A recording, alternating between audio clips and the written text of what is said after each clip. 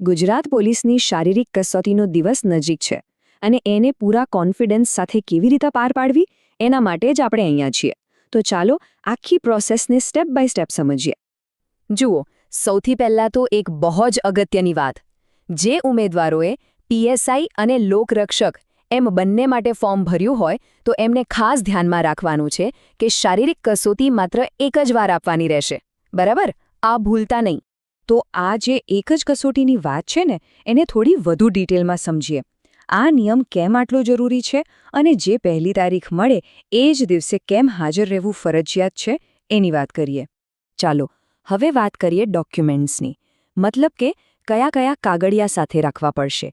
આ બહુ જ જરૂરી છે કારણ કે જો આમાં કંઈ ખૂટ્યું તો ગ્રાઉન્ડ પર એન્ટ્રી જ નહીં મળે. ઓકે, તો મુખ્યત્વે બે વસ્તુઓ છે જે દરેક ઉમેદવાર પાસે હોવી જ જોઈએ. એક તો ડાઉનલોડ કરેલો કોલ લેટર અને બીજું કોઈ એક ઓરિજિનલ ફોટો આઈડી. આ બંને વગર તો સમજો કે આગળની કોઈ પ્રોસેસ થશે જ નહીં. અને જુઓ, કયા આઈડી ચાલશે અને કયા નહીં એમાં કોઈ કન્ફ્યુઝન ના રહેવું જોઈએ.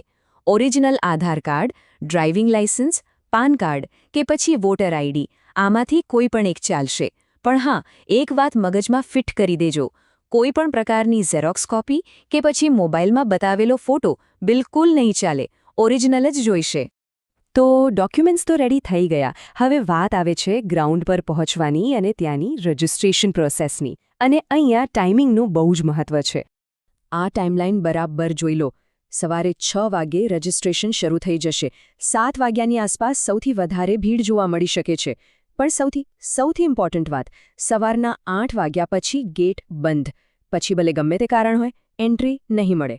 તો એ હિસાબે જ ઘરેથી નીકળવાનું. અને હા, બાયોમેટ્રિક વખતે કોઈ તકલીફ ન પડે એના માટે એક નાની પણ બહુ જ કામની સૂચના. આંગળીઓ પર મહેંદી, કંકુ કે એવો બીજો કોઈ પણ કલર લાગેલો ના હોવો જોઈએ.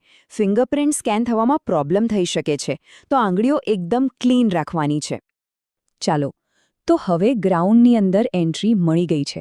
હવે જે મેઇન કામ છે, દોડ અને માપણી, એના નિયમો શું છે એને બરાબર સમજી લઈએ. સૌથી પહેલાં વાત કરીએ RFID ટેગની. આ શું છે? તો આ એક નાની ઇલેક્ટ્રોનિક ચિપ જેવી ટેગ છે જે દરેક ઉમેદવારને પહેરાવવામાં આવશે. આનાથી જ તમારી દોડનો એકદમ પાક્કો હિસાબ રખાશે.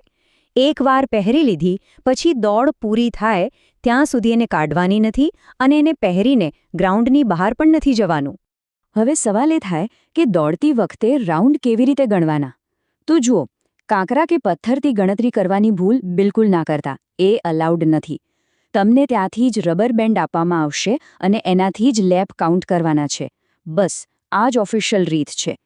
અને માની લો કે કોઈને પોતાની ઊંચાઈ કે છાતીના માપ સામે કોઈ વાંધો હોય તો એના માટે એક જ નિયમ છે. જે કાંઈ પણ કહેવાનું છે એ ગ્રાઉન્ડ પર હાજર અધિકારીને ત્યાં જ કહેવાનું. ગ્રાઉન્ડમાંથી એકવાર બહાર નીકળી ગયા પછી કોઈ જ અપીલ કે રજૂઆત સાંભળવામાં નહીં આવે. આ ખાસ યાદ રાખજો. ઓકે, અત્યાર સુધી આપણે શું કરવું એની વાત કરી. હવે વાત કરીએ કે કઈ ભૂલો બિલકુલ નથી કરવાની. એવી ભૂલો જેનાથી સીધા જ ડિસ્ક્વોલિફાય થઈ જવાય. તો આ લિસ્ટ પર બરાબર ધ્યાન આપજો. સૌથી પહેલી વાત, કોઈ પણ પ્રકારના ઇલેક્ટ્રોનિક ગેજેટ્સ એટલે કે મોબાઈલ ફોન, સ્માર્ટ વોચ કે એવું બીજું કંઈ પણ, આ બધું ગ્રાઉન્ડ પર લઈ જવાની સખત મનાઈ છે. હા, જો ટાઈમ જોવા માટે સાદી કાંટાવાળી ઘડિયાળ પહેરવી હોય તો એમાં વાંધો નથી. અને આ નિયમ તો એકદમ ક્લિયર અને સ્ટ્રિક્ટ છે. નશાકારક દવાઓ કે કેફી દ્રવ્યોનું સેવન કરનારને કાયમી ગેરલાયક ઠેરવવામાં આવશે.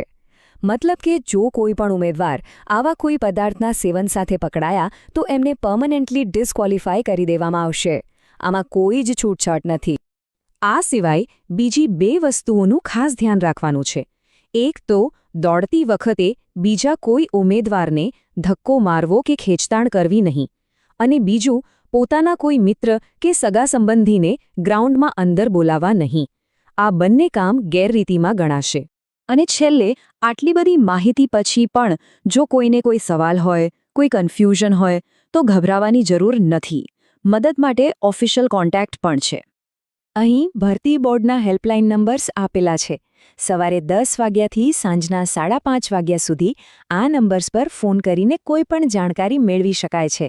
તો આ નંબર નોંધી લેજો.